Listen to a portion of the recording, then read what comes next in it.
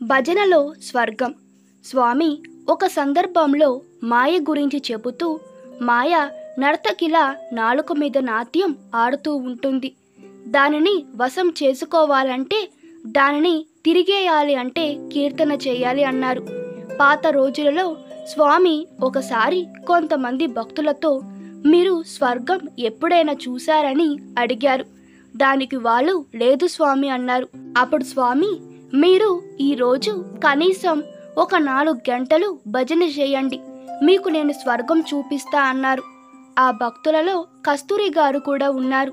వెంటనే అందరూ భజన ప్రారంభించి ఆగకుండా 4 గంటల సేపు తదేక దీక్షతో ఆర్తితో చేశారు.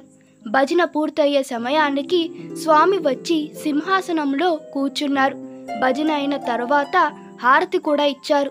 స్వామి కళ్ళు మూసుకొని భజనలోని తదాత్మకతను అనుభవిస్తూ కూర్చున్నారు.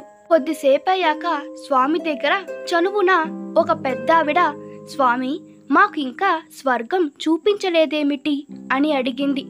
దానికి స్వామి నవ్వి, మీరు భజన ఎంతసేపు చేశారని అడిగారు. వెంటనే ఆవిడ దాదాపు 4 గంటల పైన స్వామి అంది.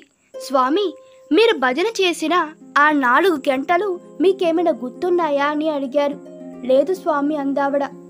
స్వామి నవ్వుతూ, దానినే స్వర్గం అంటారు. స్వర్గం వేరే ఎక్కడో లేదు, నీవు పాడే పాటలో ఉంది, నీవు వేసే తాళంలో ఉంది. ఎప్పుడైనా చేతులతో తాళం వేస్తూ ప్రపంచాన్ని మర్చిపోయే స్థితికి మీరు చేరుకున్నారో దానినే స్వర్గం అంటారు. స్వర్గం అనేది మీ చేతుల్లోనే ఉంది. అదే ఇందాక నేను చెప్పాను, మీరు ఆచరించారు. అర్థమైందా? భజనకి నేను ఎందుకు ప్రాధాన్యత ఇస్తాను అని స్వామి అంటుంటే అక్కడున్న భక్తులు స్వామికి నమస్కారం చేసుకున్నారు. ఈ కథ మీకు నచ్చినట్లయితే మీ అభిప్రాయాలు కామెంట్లో తెలపండి. Please like, share and subscribe to my channel. Thank you.